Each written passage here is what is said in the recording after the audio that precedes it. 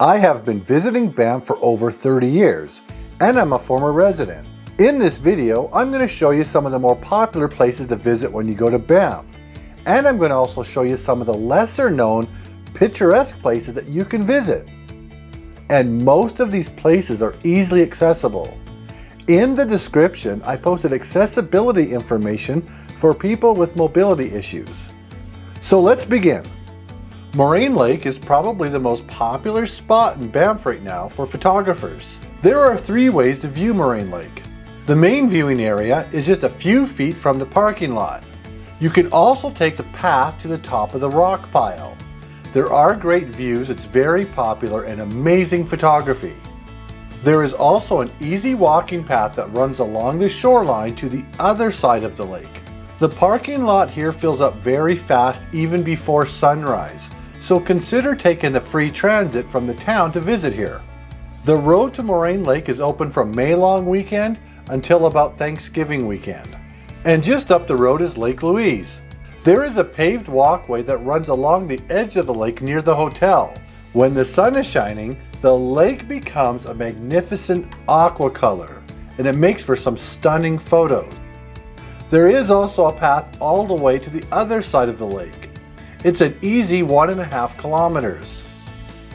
There is a lot of parking spots here, but it is paid parking. And from just outside the hotel, you also have the option to take the more difficult hike to the stunning Lake Agnes. This is a 3 to 4 kilometer hike with a steady incline, and one of only a few places to visit in this video with a moderate difficulty level. About 2 kilometers in, you're going to come to Mirror Lake. This is also where you're going to be able to view the Beehive. Later on down the trail, you're going to see this little waterfall. And when you do, that's when you're going to reach the Lake Agnes Tea House, where you can enjoy a drink or have lunch. Lake Agnes is amazing. You're going to love this spot. And from here, you can also walk another kilometer to the Little Hive to get these amazing views from the top of the mountain of Lake Louise. Altogether, this hike is about 4 hours total, and probably the best value per kilometer in Banff. Next, we're going to visit the Valley Parkway. This is about 50 kilometers of the old highway in Banff. The traffic moves really slow on this road. There are numerous spots to pull over and enjoy the scenery. However, there are some seasonal closures on this part of the highway. Morant's Curve is a great place for rail fans. And one of the more popular stops on the Valley Parkway is Johnston Canyon. It's popular mostly because of the waterfalls. The main ones are the upper and lower falls. The hike to the lower falls is less than 1 kilometer, and it's pretty easy. The upper falls is almost 2.5 kilometers. There are a lot of smaller waterfalls along the way. The upper falls is the larger of the two, and has more viewpoints to enjoy. And there's another smaller waterfall at the top of the viewpoint. It's best to avoid during peak hours as the trail is very narrow and viewpoints can become congested. Unfortunately, Parks Canada has closed this part of Johnston Canyon permanently. After you leave Johnston Canyon, you can make a quick side trip to this spot where you can get a great view of Castle Mountain. A map with the GPS information is in the description below for this spot and all other spots in this video. North of Lake Louise along the famous Icefields Parkway is the magnificent Bow Lake. This is a great spot for photos and a short walk. The views are amazing and you are pretty close to the parking lot while you're here. And just a few kilometers north of Bow Lake is Peyto Lake Bow Summit. This lake is about a 1/2 kilometer walk from the parking lot. The view is one of the best in Banff National Park. In wintertime, the path to the viewpoints can become very icy. Further along the Icefields Parkway is Mistaya Canyon. A 1/2 kilometer walk from the parking lot and you'll see this canyon that was carved out for mushing water. They made this nice bridge so you could get a great view of the canyon.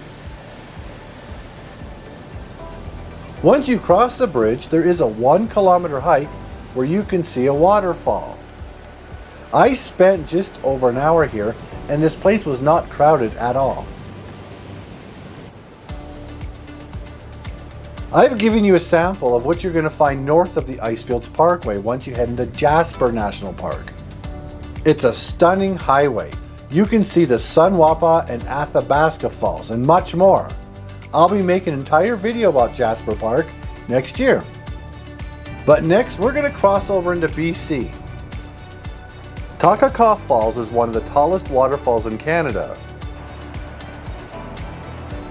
From the parking lot, it's a short but well-maintained trail to get even closer to the waterfall. It wasn't a very busy place, and if you're brave, you can climb up the rocks to get even closer.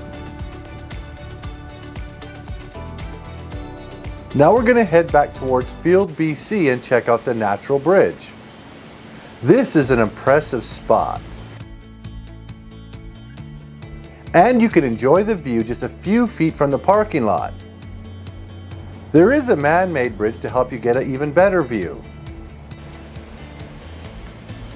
Some people like to get really close to the waterfall, but it's not recommended. It's one of my favorite spots in Yoho Park. Just north of the natural bridge is Emerald Lake. This breathtaking spot is great for photos and a nice place to take a hike along the lake. Parking is very limited here, and it might become very difficult to visit during peak hours. And there are some services on site. Just past the town of Field, but before the spiral tunnels, you can make a quick trip to see the abandoned steam train. It has been here for over 100 years. It's less than a kilometer from the highway. I put the GPS information on my map, which you can find in the description for this video. Less than 20 kilometers from the Castle Mountain Lookout is a spot called Marble Canyon. This is a 1.5 kilometer hike along some cool looking canyons and a waterfall.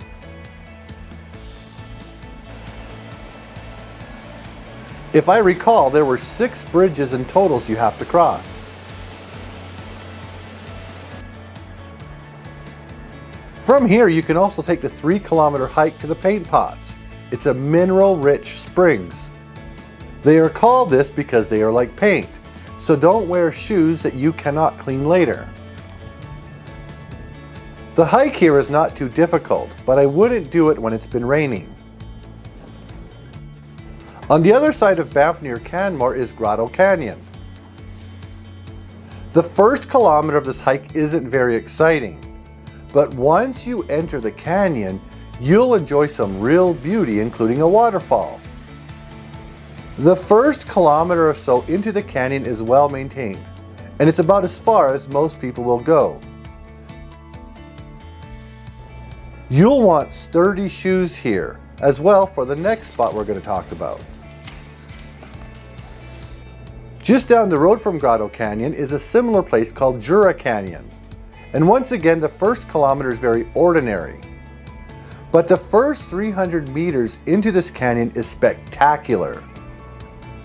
At times you'll have to climb some rocks or use some wooden planks to get to the next level. Because of how unique this place is, it is well worth this trip. Across the highway is the Hart Creek Bunker. This was a project that was abandoned over 50 years ago. If you like spooky, dark places, you'll enjoy this. It's not very large. It's 6 big rooms with 2 hallways. And it's pitch dark in here, so bring a bright flashlight. It's an easy 2-kilometer hike each way. Next up is Grassi Lakes. It's a 4-kilometer round-trip hike with a steady incline. and then you'll come to these two amazing little lakes.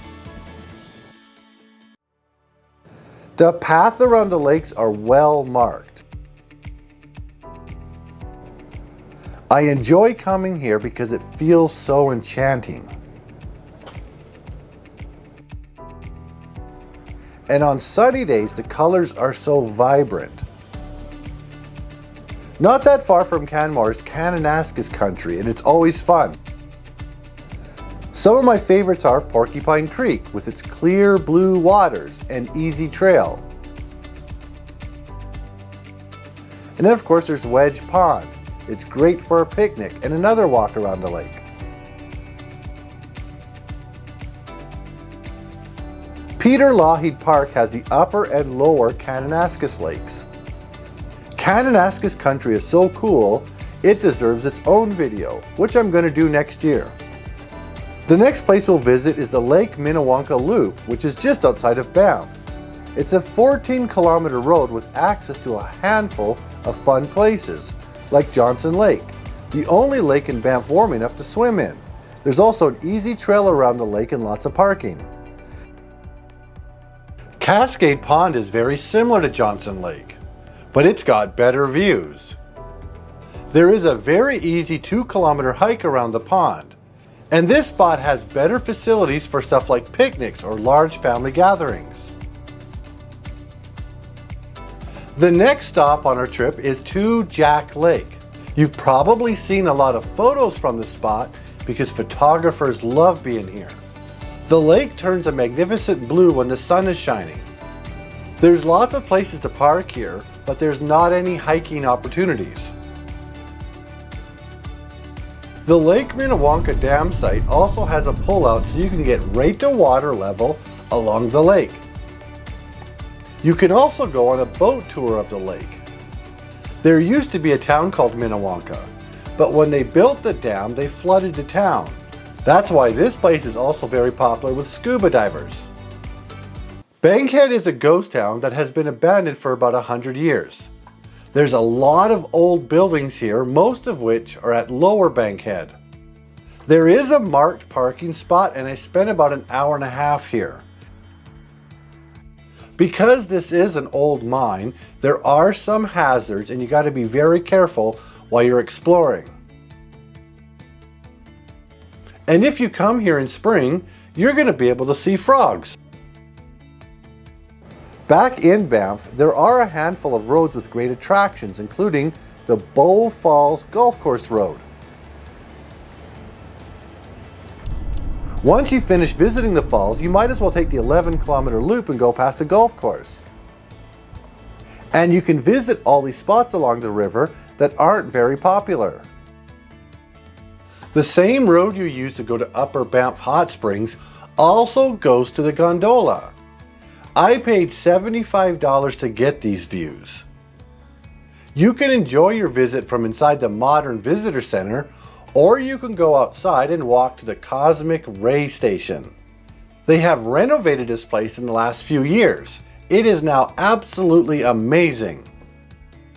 On the other side of Banff is the Mount Norquay ski hill. You can drive to the top of the mountain and get a really high view of the Banff town site here. They did build an easy place for you to pull over to check it out. Tunnel Mountain Road goes around Banff, and it's where you can see the Banff Hoodoos. And there's a lot of other places for you to pull over and get great views. The trail to the top of Tunnel Mountain is on this road as well. Surprise Corner is where you can get this great view of the Banff Springs Hotel. Parts of this road are closed in winter. And probably the most iconic place to get a photograph in Banff is the 4-kilometer Vermilion Lakes Road. The place can get very busy at sunset. And there are a handful of places that you can pull over and get a great view just feet from your vehicle. I've marked the GPS locations for all these spots on my map, which you can find in the description. I really hope you enjoy your visit to Banff. Thank you so much for watching my video.